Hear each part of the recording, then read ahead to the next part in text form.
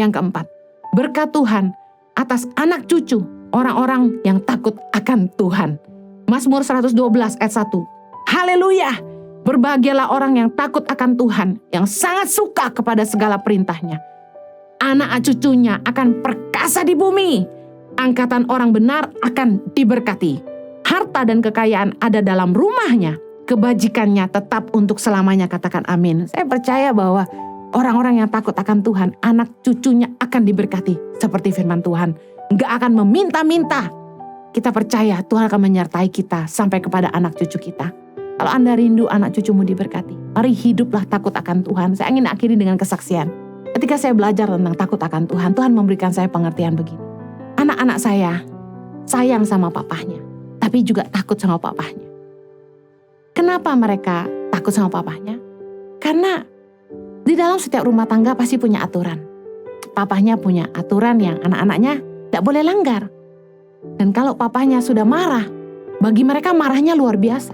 Jadi mereka takut papahnya marah, makanya kalau papa sudah marah, mereka takut.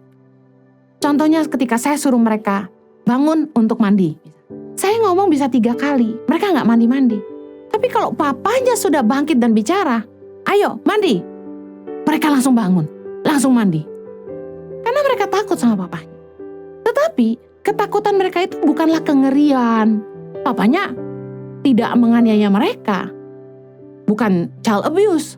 Tapi mereka punya rasa respect yang luar biasa sama papahnya. Rasa takut kepada papahnya yang membuat mereka itu kalau disuruh apapun langsung taat.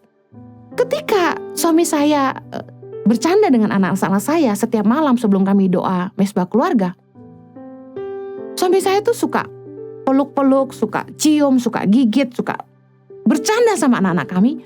Sampai anak-anak saya pun suka balas papanya, pegang perutnya, pegang kepalanya, dan lain sebagainya. Tidak ada rasa takut sama sekali. Karena mereka sayang sama papahnya, dan mereka sering bercanda. Suami saya tuh senang main sama anak, dan anak-anak saya sering bercanda sama papahnya. Papahnya iseng sekali. Anda bisa lihat bahwa seorang sosok papa, di satu sisi mereka takuti, tapi juga mereka sayangi. Ada momen di mana mereka bisa bermanja-manja, bermain dengan papahnya, bercanda. Tapi ada satu sisi di mana mereka takut ketika papanya marah. Dan mendapat pengertian, beginilah kita dengan Tuhan. Kalau kita takut sama Tuhan bukan berarti karena Tuhan jahat sama kita.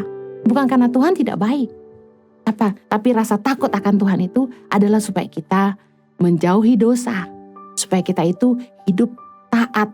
Supaya kita itu menjauhi apa yang jahat dan hidup dalam kekudusan. Supaya kita itu menjauhi apa yang najis, apa yang tidak berkenan kepada Allah.